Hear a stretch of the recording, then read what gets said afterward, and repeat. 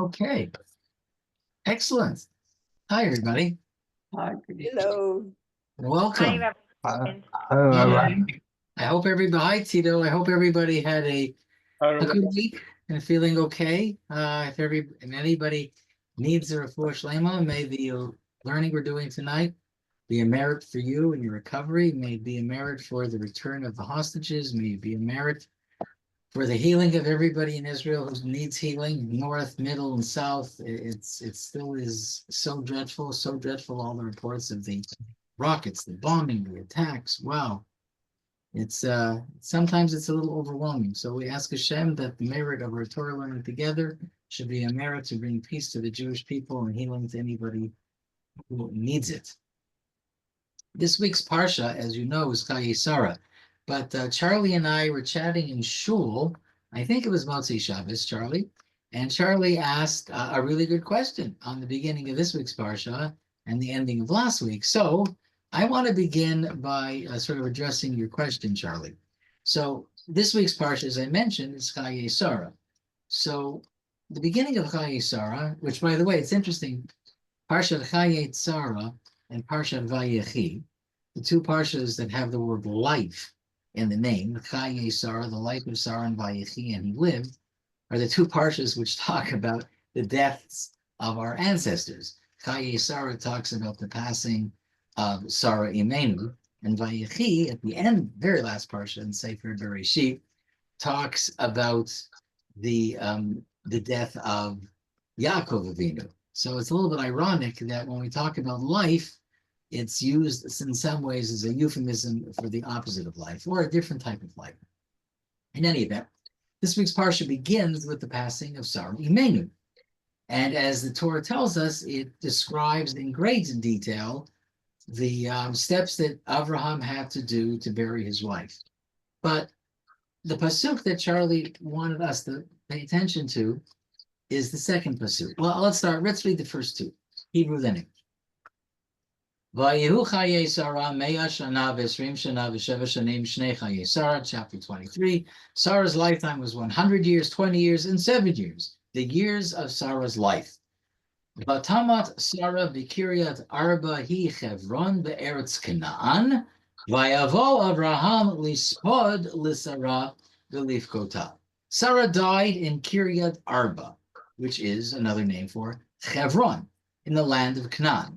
And Avraham came to eulogize Sarah and to bewail her, to mourn over her. So Charlie's question, which is interesting, which is important, is it says that she died in Hebron. Okay, good. But at the end of last week's Parsha, right after the Torah tells us about the conclusion of the Akedah, and I'm now reading, you don't have to have a Chumash if you don't want. At the end of Perek Chaf Aleph, the Torah says the following. 1 minute, I just missed the spot. At the end of Perek Chaf Beit, Pasuk Chaf Beit Yotet. Vayashav Avraham el Ne'arav. So after the whole episode on Mount Moriah was over, Avraham returns to the two lads who are waiting at the foot of the mountain, because that's where Avraham told them to wait while he and Yitzhak went up on Har Moriah. Vayakumu v'yechdu yachdav, and they all got up and they returned together. Avraham and his Na'arim, his lads. Where did they go? El Be'er Shava. They went to Be'er Shava. Vayeshiv Avraham be'Be'er Shava, and Avraham stayed in Be'er Sheva. So let's be very clear. If we're just reading the psukim and not adding any layer of interpretation, at the end of last week's parsha, the Torah tells us that Avram's in Be'er Sheva. At the beginning of this week's parsha, Torah tells us that Sarah died in Hebron. So that's not the same place, which leads us to a few questions. Like, are Avram and Sarah not together? Like, what happened? And wouldn't they be together? And why is Avram having to come to Sarah, to where Sarah is, in order to begin all the funeral proceedings? So why is there a separation? So there's a lot. It's a good question, Charlie. So there are some explanations to this. One of the one of the simple, it's not an explanation. Some of the Meforshim say it's not conceivable that Avram and Sarah, after spending the whole life together with joint missions, he reaching out to the males, she reaching out to the females, that at this point in their life there's a separation. That doesn't make sense. That leads the Meforshim to say there must be some reason why, in fact, they're not together. So one of the reasons is, well, maybe this is an interesting one that the Ramban points out. Maybe she got sick, and she wasn't with him. Why was she in Hebron? Because maybe the air in Hebron, not being in the south as much as Be'er Sheva, was better, more healthy for her. And Avraham wanted to make sure that she was in a place where she might be getting more attention or more healing. Another answer, and I think this one really makes most sense to me, is that he had business in Be'er Sheva. And after the Akedah, he went to take care of some business. And while he was taking care of some business, this is what happened to Sarah. So they were together, but Avram needed to go on, quote unquote, a business trip. But what business? So that also is in Perek, in Parsha Chaye Sarah. So the Torah tells us about that story in Perek Chaf Aleph between Avimelech and Avram, where there was a disagreement about whether or not Avimelech and his servants or his entourage broke an agreement that existed. So the Torah tells us about this conversation that they had, and it says the following, that after they come to a covenant, Vayichotu Brit Be'er Sheva, that Avimelech and Avraham enter into an agreement, and they do this in Be'er Sheva. That's where they had this conversation. Vayakam Avimelech ufichol sartzo vayashuvu l'eretz plishtim. So Avimelech and his general, his name is Fichol, they go back to where they're from the Eretz of Plishtim. Then the Torah says, Vayita Eshel Be'er Sheva. Avraham plants, I'll just explain in a second, something called an Eshel in Be'er Sheva. Vayagar Avram be'eretz Plishtim Yarim Rabin. But he lives in the area of Plishtim. So what's an Eshel? The Torah is telling us that Avram plants an Eshel.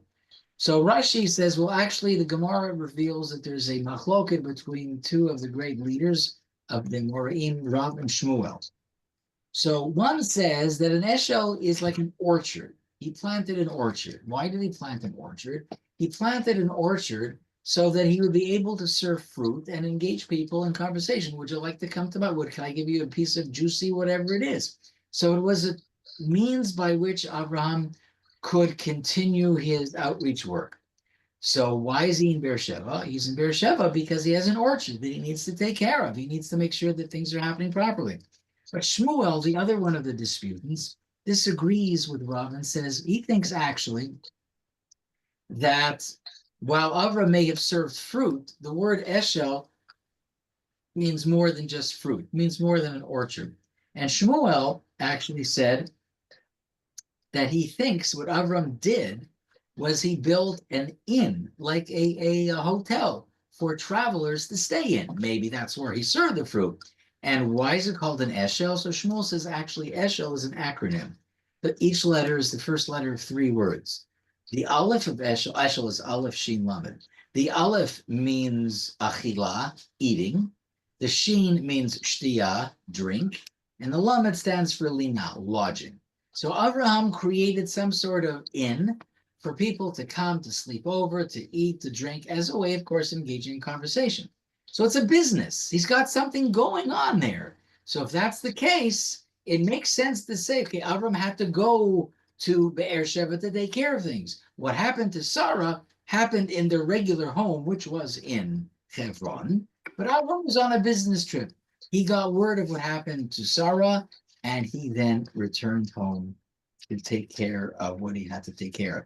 And I just want to share another Dvar Torah, and I've said this before, but I don't know, the more I think about it, and the more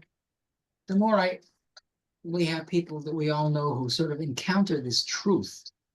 I just want to share it again because it rings true. The Mishnah Masechet Avot in the 5th parak declares, Asara nisyonot nitnasa Avraham Avinu ve'amad v'kulam. That throughout his lifetime, Avraham Avinu was given a series of 10 tests by God. 10 tests. The tests are not explicitly enumerated in the Mishnah, but the number 10 exists. So we know the number is 10 because the Mishnah teaches us, but we don't know which ones those 10 are. And so we have various opinions. Rambam, for example, Maimonides believes that the only tests that are counted in the number 10 are tests that are explicitly written in the stories in the Chumash. That's it. Only what's in the Psukim are part of the tests. What's not there is not. So Lech Lecha, leaving his father's home, not knowing where to go, that's a test. Although there are other Meforshim, other Rishonim who say, well, we also have, in addition to the written law, the written book, the Torah Shebichtav, we have Torah Shebaal Peh. We have an oral law. And so we've all known the story. We learned this story when we were little children. Rashi actually brings this story in his commentary to the Chumash about the story being Avram being thrown into the fiery furnace. We all know that story. It's not in the Chumash, but it's part of Torah Shebaal Peh. So Rambam doesn't count it as a test. Other Meforshim count it as a test. But everybody, no matter which side of the debate you fall on, whatever is written, whatever is not written, everybody agrees that last week's Parsha, Akedat Yitzchak, the binding of Isaac, for sure, is on the list. Some say it's not only on the list, it's the last one on the list. And the reason it's the last one on the list is because the list, if you take a look at the 10, depending on whose list you're following, but either list you use is a progressive list. It starts at what would seem to be perhaps the least challenging to the most challenging. If you believe that the last test, as many believe, is what was in last week's Parsha, Akedat Yitzchak, I get that. Can there be possibly anything more trying? Can there be any test of a person's faith that is bigger and greater and more intense than Akedat Yitzchak? No. Except Rabbeinu Yonah, one of the other Rishonim, disagrees. And he says that the Akedah is test number 9. This week's Parsha, at least the beginning of this week's Parsha, is test number 10. Well, what's the test? And why do you need something beyond the Akedah? Could there be something other than the Akedah that needed to be tested? Is it not sufficient to read the story and understand Avraham's test and why it is the greatest test? One of the former chief rabbis of the Shiur Yerushalayim's name is Rabbi Betzalel Zolti. And Rabbi Betzalel Zolti offered the following, I think, insightful explanation. He said, yes, the Akedah in the end of last week's Parsha is probably the greatest test that Avram had to endure. That's probably true. But, he says, it may not have been the test of Avram's greatness. It was the greatest test, but it wasn't the test of Avram's greatness. So what does greatness mean? If the Akedah was the greatest test, surely it's the test of Avram's greatness. What's left? So Rabbi Zolti explains the following. We know from the Psukim, this is true, that the Akedah, once God told Abraham to take Yitzchak and bring him to the mountain and to place him on the Mizbeach as a sacrifice, that didn't happen immediately. Vayashkem Abraham babokir, Abraham got up early the next day, but it was a 3-day journey. So, while not explicitly written in the text, it took 3 days for Abraham to get there. The Midrash says those are agonizing. Torturous days. Torturous in the sense that Abraham was debating with himself whether he should go through with this. How could he possibly be asked to sacrifice his son? It was too difficult even to describe. The Midrashim, and we talked a little bit about them last time, talked about how Abraham had to deal with his own self-doubt whether or not he should listen to God, who commanded him to apparently do something which was not only against his nature, was against everything that Abraham thought God believed and taught him. So that was the test. But it took 3 days. He had 3 days to mentally, psychologically, religiously prepare him for that. That was a great test, but still not the test of Avram's greatness, says Rabbi Zolti, because this week's Parsha begins with Sarah's passing. Abraham had no warning for that. There was nothing. It's not as though Sarah had been ill for years and she passed away. It was, he got notice and his wife died. Boom. He was thrust into a situation to deal with the tragic passing of his beloved wife, his life's partner, with whom he built everything that he had. But more than that, so he had to deal with the funeral arrangements. But this was the man who was told explicitly by God, Lecha etain et haaretz hazot. Avram, I'm giving you this land. This land will belong to you and your children and your descendants ad olam, forever and ever. So if this is my land, why can't I just go bury my wife anywhere I want in the land? in the beginning of this week's Parsha, tells the story of how Avram had to humble, how he had to negotiate with one of the pagan residents of the area, Ephraim, and pay an exorbitant amount of money to bury his wife in a land which was already promised to him by God. It was his, and yet if it's his, he has to pay money. And he has to somehow lower himself to the Bnei Chet. He has to lower himself to Ephraim to bury his wife in his own land. And that surely could have been a cause for Avram to say, I'm out of here. It's finished. Look what you've done. You took me to Har Moriah. You asked me to sacrifice my son. And now look where I am. I'm burying my wife. This is God. This is what you do for me. Forget it. I'm out of here. Finished. And so says Rabbi Zolti, that's an act of Avram's greatness. That, which is what? When stuff happens, when things happen in our life that we're just not prepared for, it happens like that. And we have to manage and navigate our way. And in that navigation and in traversing all the craziness that sometimes happens to us, the upset, the confusion, the disorientation, the questions, and amidst all of that, we don't lose our faith. That's a test of greatness because you can't prepare for it. Avraham had no preparation. He wasn't thinking about it. He wasn't wondering and weighing yes, no, should I, shouldn't I? There's nobody to talk to. It was like that. The news was there. You got the call, finished. Oh my gosh. That, says Rabbi Zolti, was a test of Avram's greatness. The Akedah, that for sure. That just the whole notion, that was the greatest test. But this week's Parsha may be a test of Avraham's greatness.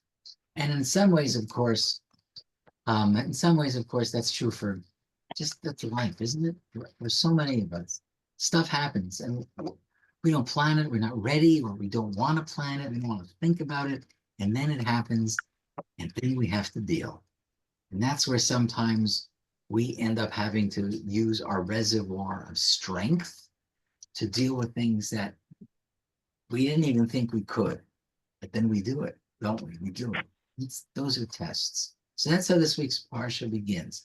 But I want to just follow through with that thought a second longer. There's something about the beginning of this week's Parsha that I think is difficult. It's not just difficult because Sarah dies and you can just imagine Abraham's sense of loss. But there's something about it that I think if many of us are honest with ourselves, I think when we're thinking this thought, this isn't fair. This just isn't fair. So Avraham gets this call from Hashem. And he struggles with it, I understand. And he goes. And so according to Rashi and rabbinic sources, why is it that the story of Sarah's death follows on the story or is juxtaposed to the story of Akedah and Yitzhak? Is that by coincidence? Now, Chachamim think not, and Rashi agrees with it and says, no, there is a connection between Akedah and Yitzchak's death and Sarah's death. What's the source? So news traveled back to Sarah. According to Midrashim, it was the Satan, sort of like those forces that seek to disrupt us and to insert disharmony in our lives and in our spirits and in our relationships. Somehow, Sarah was told, you won't believe what happened. Your husband came that close to killing Yitzchak.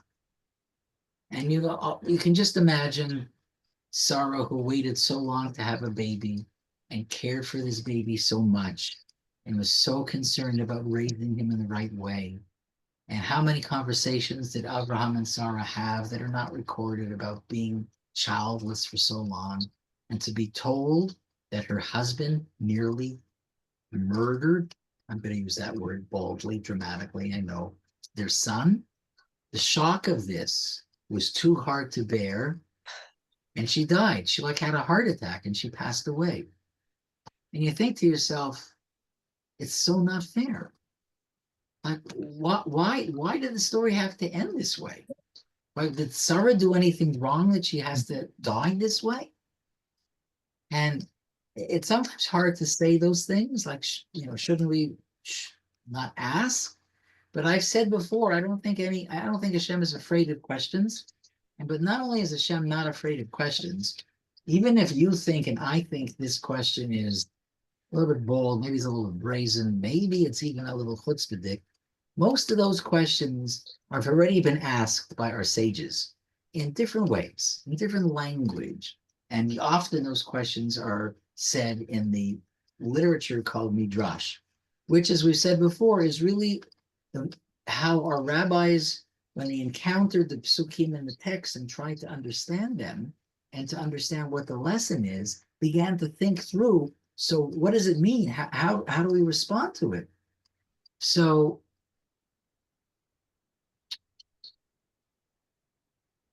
some of the explanations that are offered suggest that the Midrash would suggest that the Satan was the one that tried to quickly rush to Sarah to sort of put her in danger and was successful in ultimately creating the circumstances around which she passed away.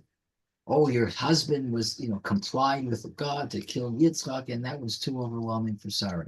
But many Darshanim, many of those who try to explain this, suggest that the Midrash is trying to describe maybe a tendency to regret deeds, good deeds, and noble things that we undertake in our lives that unfortunately sometimes really take a very heavy toll on us. As a result of the Akedah, Avraham received Hashem's promise. We know at the end of the story of the Akedah, Hashem is going to give him a bracha. He will become a large and powerful nation. True. That's all true. But he lost his wife. So you're going to have to be a big nation. You're going to have a lot of bracha. His wife is gone. So even if the Satan, as it were, our internal doubting about certain things fails to stop us from doing the right thing, sometimes, occasionally, those efforts continue to make us feel bad about the right things that we did. So after returning home from the Akedah, Abraham's next test, as we said, was firmly believing that he acted correctly, despite the loss of his wife. Like, how do you deal with that? How does Avram, we talked about it, it's the test of his greatness. You come home to find out that what you had done, Avram, might have been the catalyst for your wife's passing. So the Midrash, I think, is trying to deal with a really deep and a really profound issue that for many of us, I think, is real. We do the right things and still bad stuff happens. Doesn't seem right, doesn't seem fair. If I'm doing the right thing, I'm following what Hashem wants. Shouldn't there be a guarantee of, okay, this is what's going to be. You do the right thing, this is going to happen. You're going to get this reward. This is that blessing. That's not how this story ends entirely, notwithstanding the blessing that's promised for the future. But Abraham had a real challenge that he had to deal with. And I think, as I've always said, it's not Abraham's challenge. It's our challenge, because we go through similar stuff. May not be the Akedah as described, but it's our Akedah. It's our test. It's our difficulty. It's our challenge. So in some ways, of course, this Midrash is reminding us that while we believe, yeah, it's important to do mitzvahs. It's important to follow Hashem's will for ourselves, the Jewish people. Here's the hard part to that. And I think it is a hard part. It's hard to even say it. That doesn't guarantee that we're always going to be happy. That's a heavy statement to say. And so shortly after Abraham obeyed what Hashem told him to do, to go to, for example, he said, leave your father's house, go to Israel, right? Okay, I'm going where you, remember what happened when he got to Israel? You may remember the story. There was a drought. He had to leave. He just got there. And there was a very, very terrible drought, very strong drought in the country. According to the Torah, Avram had to pick up and he had to go to Egypt because there's no way he could sustain himself. Well, why did you bring me here, God? You told me things are going to be better. You promised me all these great things, and I'll make you a great name and people will bless you and I'm going to take care of you. So he gets to Israel and what? It's a drought. So things happen in Abraham's life.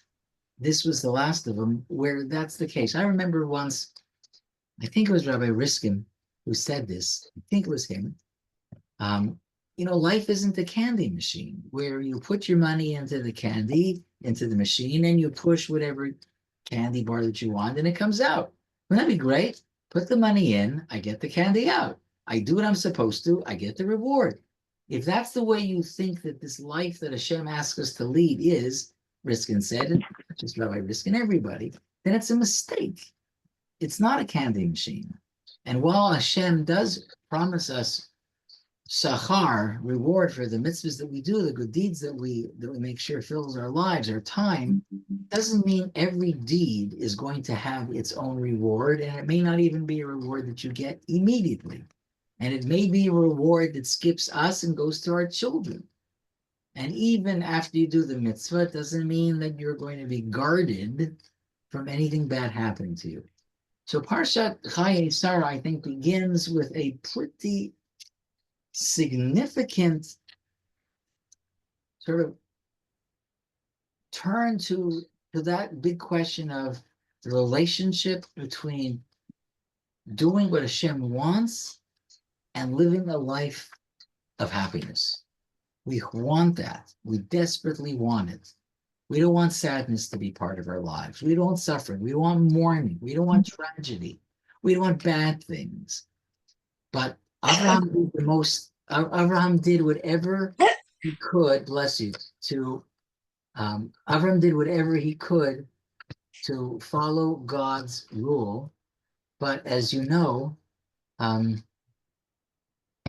Parshat Chayei Sarah comes and wakes us up and says, don't think that this is a candy machine. There's some big issues at stake. I don't want to say any more about that. I think we talked about that. Staying with Perek Chav Gimel, I want to turn to Pasuk Daled. What is Pasuk Daled? So Abraham knows that he needs to negotiate, as I said a little while ago, for the purchase of the burial plot where he's going to bury his beloved wife Sarah. Vayakam Avraham me'al pnei meto vaydaber al bnei Chet lemor. Avraham rose from the presence of his dead, and you can just sort of see him lying or kneeling in the presence of his wife. She's lying there, and he's crying, he's sobbing. And finally, he gathers himself up, and he knows what he needs to do. And so he goes to speak to the B'nai Chet, which basically means the children of Chet. Ger v'toshav anochi imachem, tenu li achuzat kever imachem, ve'ekbera meti milefanai. I am an alien and a resident among you. Grant me an estate for a burial site with you, that I may bury my dead from before me. So Avram uses two words which seem to be contradictory. Ger, v'toshav. Ger, alien, toshav, a resident. I am a foreign resident among you. So of course, in some ways, again, that's just another, this is what I was saying before, Avram has to present himself in a manner that belittles himself, even though this is the land that God promised him he will own. But to the children of Chet, he presents himself not as an owner, and not as a lord, and not as a person in control, but rather he's vulnerable. He's recognizing their authority in some ways over him. So one of the Midrashim says that this phrase, the Midrashim tries to explain this phrase by drawing an analogy to a ship's captain who got everybody's admiration, and everybody just thought he was amazing for his skill as he routinely navigated his ship through bad weather and was able to fend off any pirates. So he was like a hero. He was a hero captain. And so the Midrash continues to say, however, one day there's a very, very strong wind, like a storm, that knocked his ship down. Too strong for anybody to manage. So the captain began to appeal for other people for help, as he was powerless without his boat. Like, okay, well, it's all been taken from him. And so the people who he turned to were very surprised, very astonished by this captain's pleas for assistance. And they asked, what? Look, yesterday you were like conquering the seas and you were killing pirates. Yesterday you were everybody's hero. And now you're asking others for help. Like, it's just so incongruent with the type of persona we knew you to be. To which the captain said, as long as my ship existed, I was strong and I didn't need anybody to help me. But now my ship is broken and my strength is also broken. And so the Midrash, offering this analogy, says that's exactly where Avraham was in his life. Throughout the years, Avram was able to overcome all sorts of challenges, and even overpower his enemies. And some of them were superpowers in the region. He was able to beat those 4 kings who took a hostage, Kudlot hostage. That was crazy. He was so powerful. He was so strong. And then people started wondering, what? Yesterday, Abraham, you were at the top of the world. You were in charge of everything. You were making covenants with generals and kings, Abimelech, and what's going on? And now you say I'm only a resident and a foreigner among you? Doesn't make sense. And then Abraham, according to this midrash, says, but what can I do? My wife died. So it's a powerful midrash. The midrash is explaining that once Sarah died, Abraham just changed. He was sort of like overcome by old age and he became weaker. And therefore, we find him at the beginning of this week's Parsha as a much more frail guy, suggesting, please help me out here. He's not standing there as the inheritor of the land, the conqueror of armies, the person who was fabulously wealthy, that should have commanded respect, but rather he's using terminology that seems to reveal his own sense of insecurity. So this midrash is describing how sometimes our ability to achieve and succeed in our lives and in the things that we do depend on the people we take for granted. Like, we are who we are, not just because of our talents and our wisdom and our strength and whatever we do, but that there's people behind us, around us, maybe not even visible to everybody, but those people are grounding us. Those people are giving us the strength to do all those things. And we, like the captain, navigate through our lives with the help and these assets of people who give us the strength to do the things that we do. And sometimes we forget that those people are the reason we're able to accomplish all of it. And maybe this midrash, while talking about Abraham, it's not just about Abraham. This midrash is reminding us to recognize and to be grateful for all the brachot we have and all the people in our lives that help us to do what we can do. Abraham lost his person. And as soon as he lost his person, the midrash says, things changed. Did he take her for granted? I don't know if he took her for granted, but it's clear that at least for the author of that midrash, it was a turning point. Okay. I want to suggest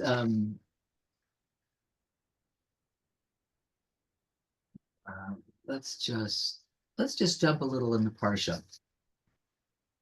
So there are really 2 main stories in Parshat Chayei Sarah. The first story, which is the burial of Sarah's story, is part 1. Part 2, which is a very long part 2, is Abraham's attempt to find a husband, find a wife for his son Yitzchak. Abraham realized at this point in his life that his son needed to be grounded. He needed his future to be, I guess, more laid out, more taken care of. And as a father, he did what he felt he needed to do to seek a wife for Rivka. So he called, or we seek a wife for Yitzchak. So he calls his trusted servant, Eliezer, and gives him very specific instructions as to what is acceptable and was not acceptable. It is not acceptable to take Yitzchak from Eretz Canaan back to where Avram came from. That's not an acceptable option. It is an acceptable option to bring the girl from where he lived and bring the girl to Eretz Canaan. So somebody's got to move, but it's not going to be Yitzhak. Now, one of the Meforshim explains, so what's the reasoning for that? If you want a shidduch, so why doesn't the guy go to the girl? Why in this case did Avram insist that the girl had to come to him? Well, Avram perhaps understood that the country that Yitzhak lived in, that Avram lived in, was still filled with idolaters. I mean, Avram had not succeeded in creating this nationwide movement of monotheists. It wasn't as though everybody was going to shul with Abraham and everybody wanted to get in on this. That wasn't the case. The whole country had people who were idolaters. So did where he came from.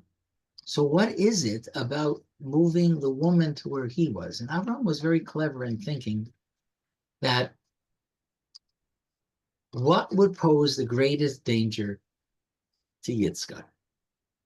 The greatest danger to Yitzchak would be to cut Yitzchak off from his home and send him somewhere else. Because when you cut Yitzchak off from Abraham and Abraham's teachings and the support that Avram had, then Yitzhak is going to be now vulnerable to all the forces that he would encounter back in this land full of idolatry. That was the land that Avram left. And when you leave your home and insert yourself in a completely alien environment, there really is a good chance that after a while, things are going to change. There's some very scary studies that have been issued.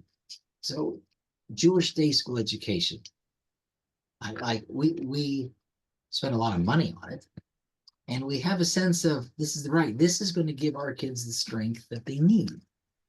But I don't know whether we're facing and admitting the truth. What do you mean the truth? What's the truth? The truth is that studies show that even for day school graduates, if they go to a campus, which is essentially a non-Jewish campus, with all the stuff that's going on campus, forget the anti-Jewish stuff, just the general population influences, cultural influences, it doesn't take very long for that day school graduate, typical day school graduate, to begin to change. And the stuff that he or she learned in day school slowly gets faded away until much of what they learned and much of Jewish practice is forgotten. And that's from a day school graduate. And I wish I could cite the study for you. I don't have it in front of me, but I remember that was the result of the study. So that was Abraham's thinking. That's what he was afraid of. And so he said to Eliezer, no, what I want her to come to our home. I want this young lady to be separated from her home and to come into our home. Why? Because then we will be the prevailing culture and we will be the ones that hopefully will be able to influence her to be more like us. And eventually she will become, as it were, Jewish, a Hebrew, believing in the monotheistic religion that Abraham was teaching everybody. It wouldn't work that way if Yitzhak left his house to go there. So that's the plan. So the plan unfolds as the Torah described in great detail. And Eliezer packs up, he takes lots of camels. The Torah wants us to understand just how that was done. And that's an interesting question as to why so many details have to be included. Why not just simply say, Eliezer traveled, he found a wife, and brought her back home to Yitzchak. But the story is so much more complex and layered than that. But we do encounter this. When Eliezer arrives, excuse me, he arrives outside of the city. I'll just read this pasuk. Vayavreich hagemalim michutz la'ir el be'er hamayim la'eit erev la'eit tzeit ha'sho'avot. So he reached the place. He made his camels kneel down outside the city toward a well of water at evening time, the time when the women who draw water come out. Vayomar Hashem Elokei Adoni Avraham Hakrena Lefanai Hayom V'Sei Chesed Hashem, the God of my master Avraham, please help me and do some act of compassion and kindness with my master Avraham. Here I am, I'm standing at this well of water, and all these young ladies are coming out to draw water. V'hayaha na'ara asher omar ileha hatina chadech v'shteh. And so let it be that the maiden to whom I will say, please tip over your jug so I may drink. And who replies, drink, and I will even water your camels. Her will you have designated for your servant for Isaac. And may I know through her that you, God, have done kindness with my master. So this is the place that Eliezer wants to sort of find the woman intended for Yitzchak. So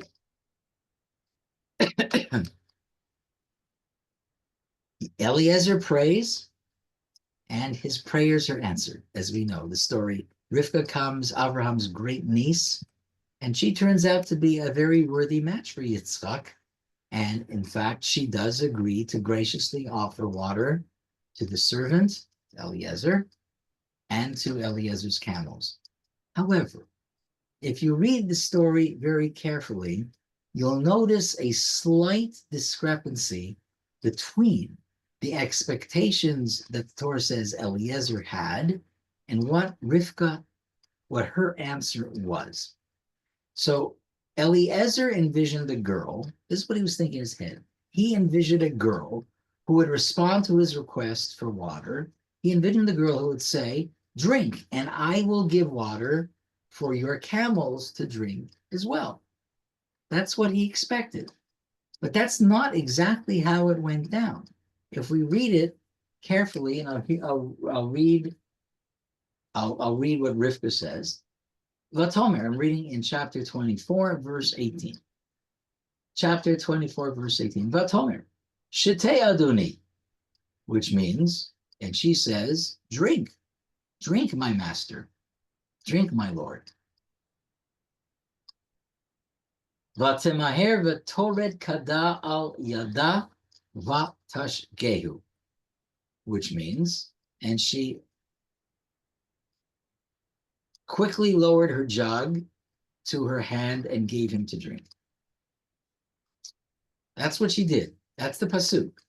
And then what? I'll read the next pasuk.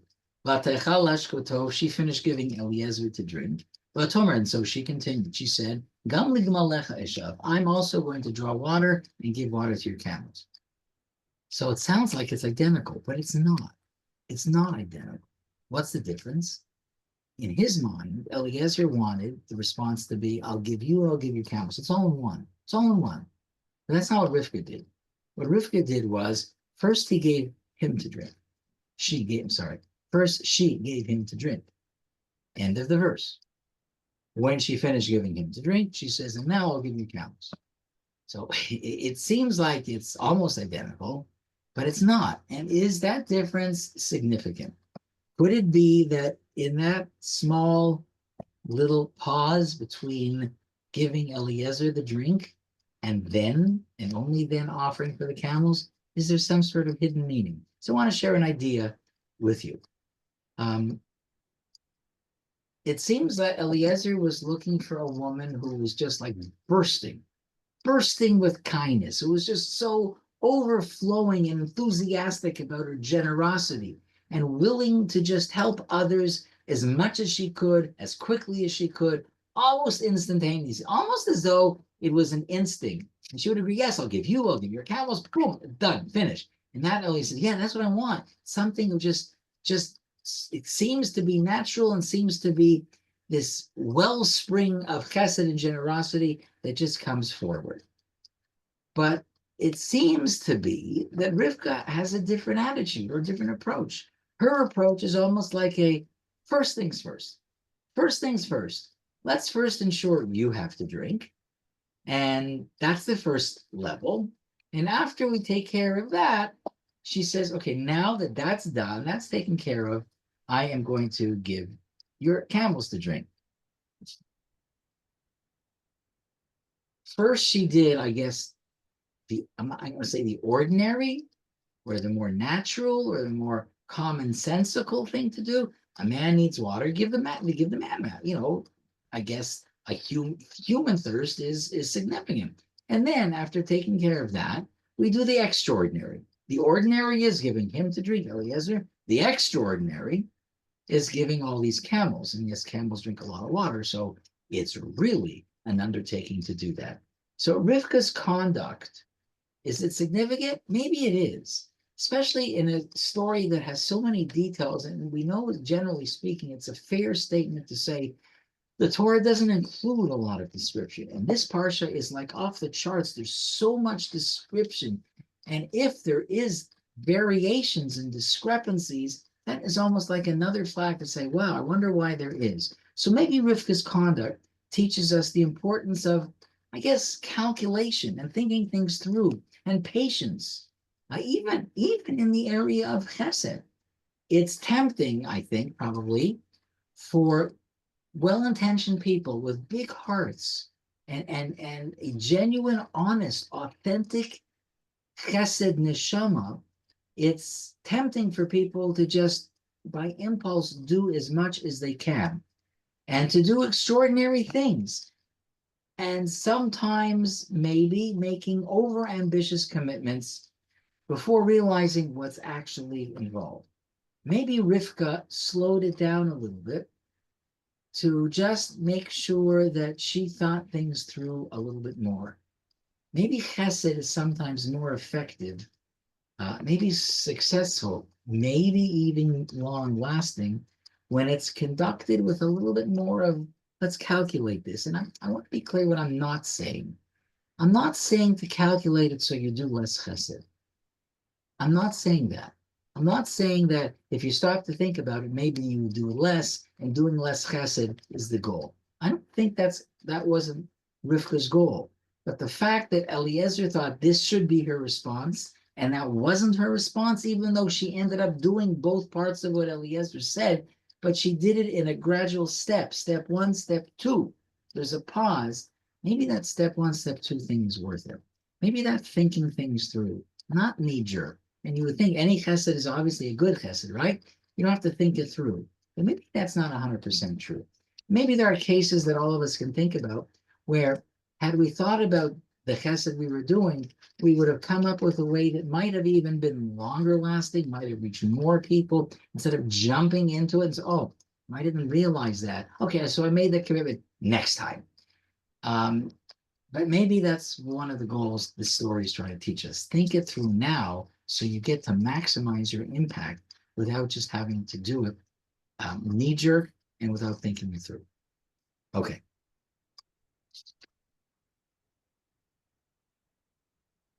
I don't know what let me put it this way. The story of Eliezer and Rivka happens, what's the setting? Well, the setting is very clear. It's at a well. Now, according to the Midrash, not in Sefer Bereshit, but in Sefer Shemot, the Midrash tells us that there were three people who met their besherts at wells. So clearly, in our story, it's Eliezer who met Rivka. It wasn't Eliezer's beshert, it was Yitzchak's beshert. Yaakov met Leah, Rachel, at a well, and so did Moshe Rabbeinu. Moshe Rabbeinu, as remember, as he was escaping to Midian after having murdered the Egyptian, and he made his way to Midian, he ended up coming to the well where all the shepherds were waiting. So all three of those ended up meeting their besherts by a well. And one wonders, like, what does that mean? If the Midrash is telling us a fact, now it's unlikely that the Midrash was worried that you and I weren't going to pay attention to that detail, want to make sure, oh yeah, there's part of the story, I just want to make sure you know that. Like, why tell me that? That's detail that's already in the Pasuk. So I'm just reading it through so I will see that. But you wonder, so what's the Midrash trying to say to us about the well? And I don't have a definitive answer.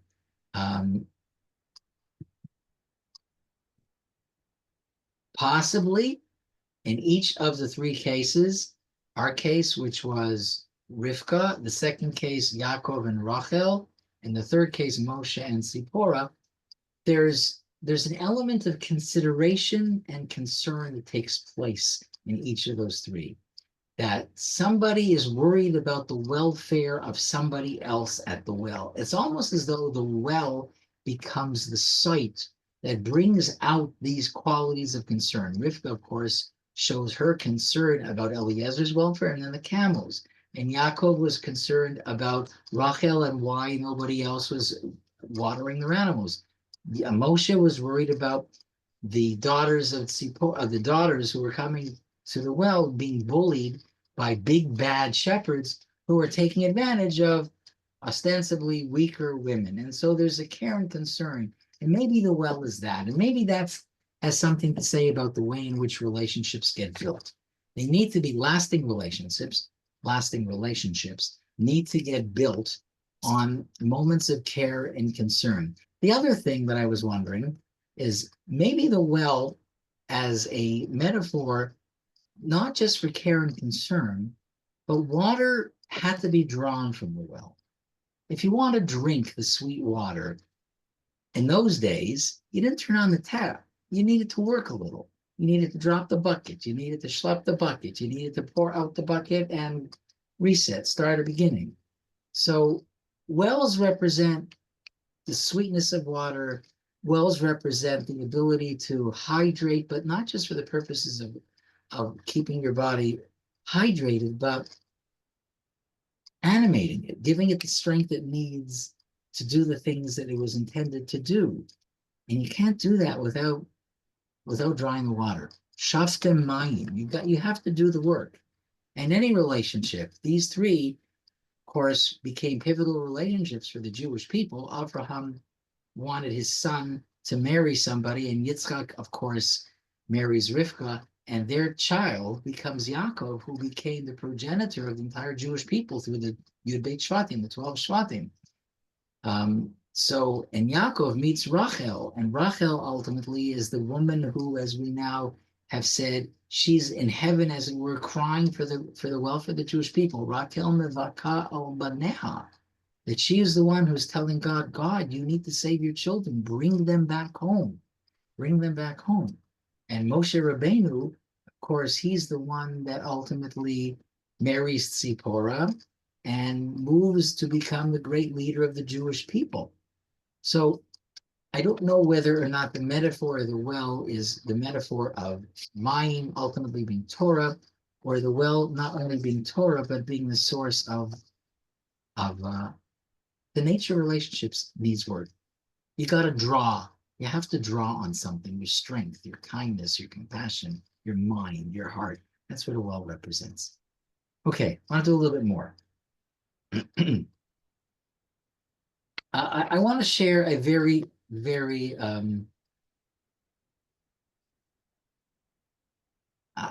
it's a bold piece of Torah.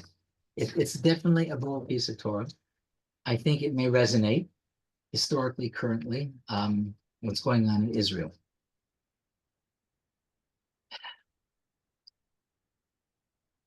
Abraham and Sarah, as we know, have two children.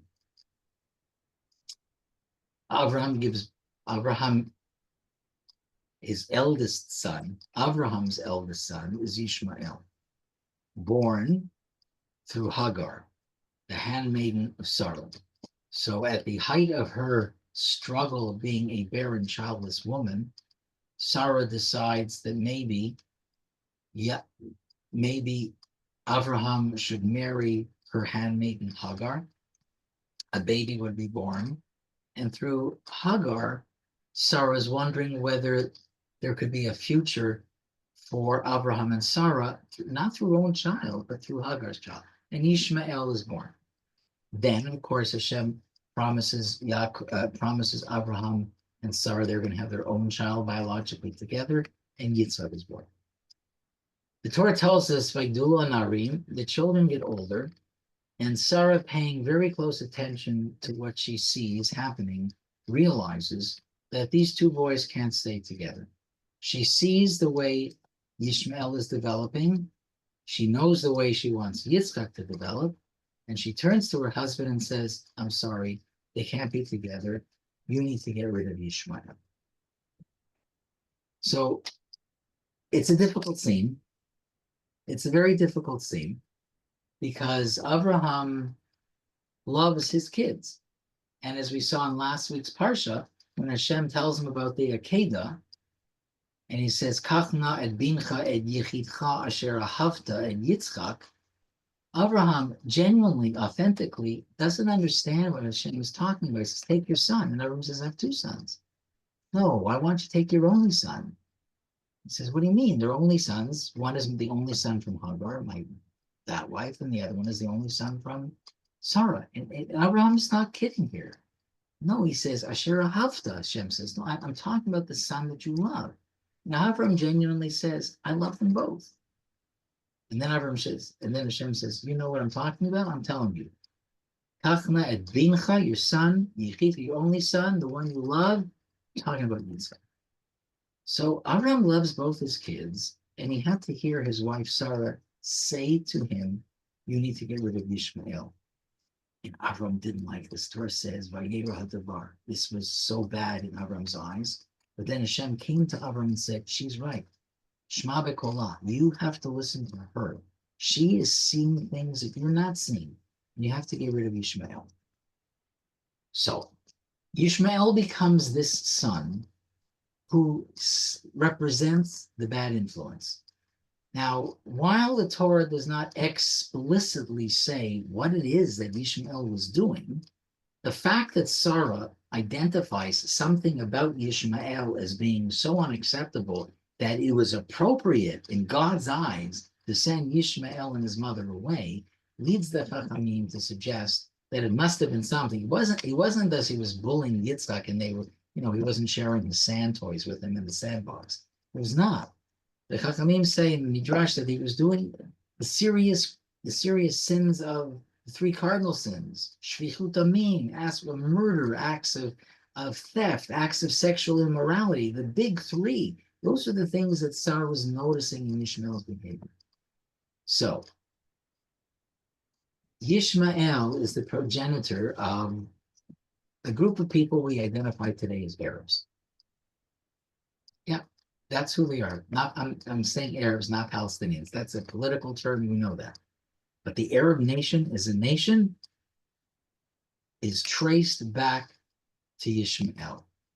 And within our tradition, going back even as far as the Rambam, in one of his letters that he wrote to the Teiman community who were asking Rambam for advice about certain things, the Rambam identifies the Yishmaelim as the greatest enemy for the Jewish people, greatest enemy.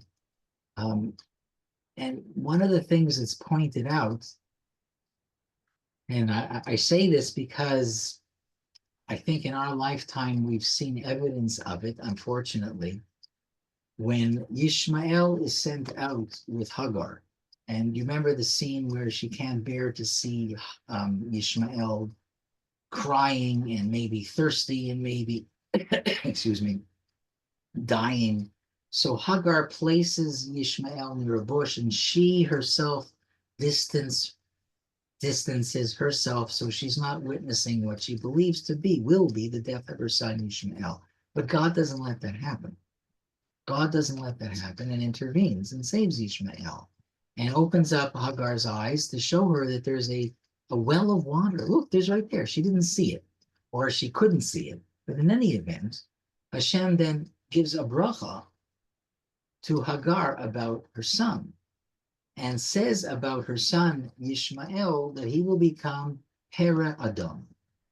Pera Adam, Pei Resh Aleph, Pera Adam, which literally means like a wild person. Now, it's interesting, some say, that this phrase should be reviewed for a second because it actually doesn't comply with a basic law of Hebrew grammar. So in Hebrew, when you want to describe a noun, an object, you have the noun first and then the adjective second. Yeled gadol, a big boy, right? Yeled gadol. Or you would say yad chazaka, a strong hand. Noun, adjective. In describing Yishmael, the Torah says Pera Adam. I know in English, I said wild man, but that's English. The adjective precedes the noun in English. It shouldn't be Pera Adam. It should be in compliance with classical Hebrew grammar. It should be Adam Pera, but it's not. And the reason that it's not, some of the Farshim say, is because the Torah wanted to identify the strongest quality of Yishmael. And the strongest quality of Yishmael, unfortunately, was not the Adam part. The strongest quality of Yishmael was the Peret part. And what it is that led to that is unclear. But one of the I think most difficult explanations as to why this happened is because Sarah, at one point in her treatment of Hagar, treated Hagar heavy-handedly, to the point that you may remember that Hagar fled her home, Sarah's home, in an attempt to escape what she thought was the heavy-handedness with which Sarah treated her. Hashem appears to Hagar and tells her, no, you go back.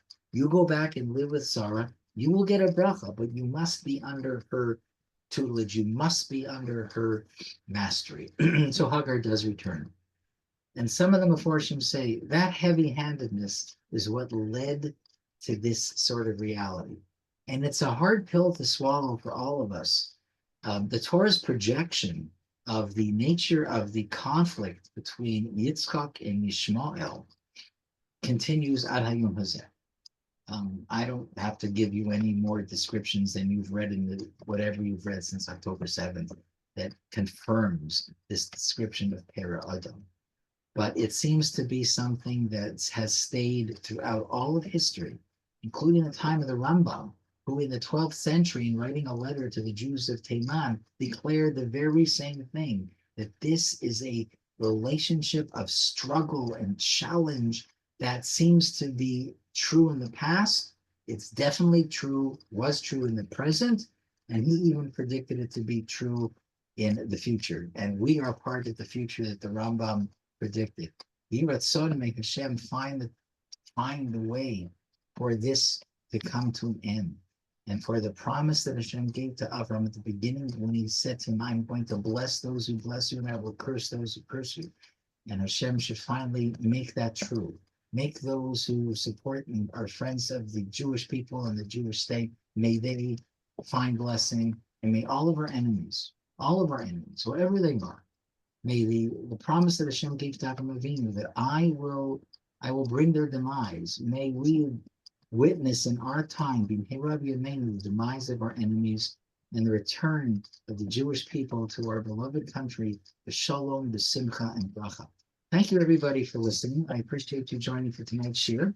And I invite you to come back again next week. It's a whole new Parsha, believe it or not. It's like one of those serials on TV, you know. You got tonight's show, but next show is different. So some of the same characters, but hopefully enough new stuff that you want to come. And tell your friends, honestly, as I've said to people, you don't have to be here the weeks before to feel that you can come and join tonight. And that's the beauty of Parsha Shavua. Every year it's different. Every year it's new. Every year there's something we uncover that we may not have seen last year. So thank you, everybody, for joining. Let's see. Thank you, Rabbi Diamond. And Very it's fascinating. Makes you wonder, why is one person so good and the other from the same family, totally different? But isn't that Same true? mother and the same father. Doesn't have to be like Haggai and Sarah. Same family, you have different children. Yeah, but isn't that true for our families that, our kids are different. They're not the same as each other. And they're all different. And you can say, but I raised them the same way. This one is this way. And maybe that's a blessing. Maybe that's a blessing that they're not the same. And it helps us to realize and appreciate the differences in our family, the differences in the world. Like, I don't want my kids to be exactly like me. That wouldn't be good. Like, we need something different. Okay, I'm me, and why should there be more of me? Let there be more of different things, different people. So everybody's different. And that's what the Gemara says. Just as people's faces are different, so are their opinions and thoughts and ideas about things. Everybody's different. Everybody's different. All right. Thanks, everybody, for joining. Thank you. Have a wonderful week. And again, maybe a week of bracha and simcha and Yeshua and refuah for everybody who needs it. Okay, stay well. Charlie, I Thank hope I was able you. to answer your question at the beginning of this year. Thank you very much, Rabbi. I never heard that one before. Oh, About okay. Avram having a business There you go. Well, he had that hotel, that inn. That's according to Shmuel. And I'm saying maybe that's why he went to Beersheba. He sort of was busy with it. Anyways, But there's one, possibility might answer your question. Good luck. I just want to say one thing though. Whoever thought of the words Abraham Accords was a genius. That might have been Jared Kushner, actually, but I'm not sure it was Jared Kushner. Might have been. Because at that time, I think he was advising his father-in-law. But I'm not 100% sure that I'm right. Anyways, good night, everybody. Be well. Thank you for Good joining. night. Thank See you you. next week, Mirza Hashem.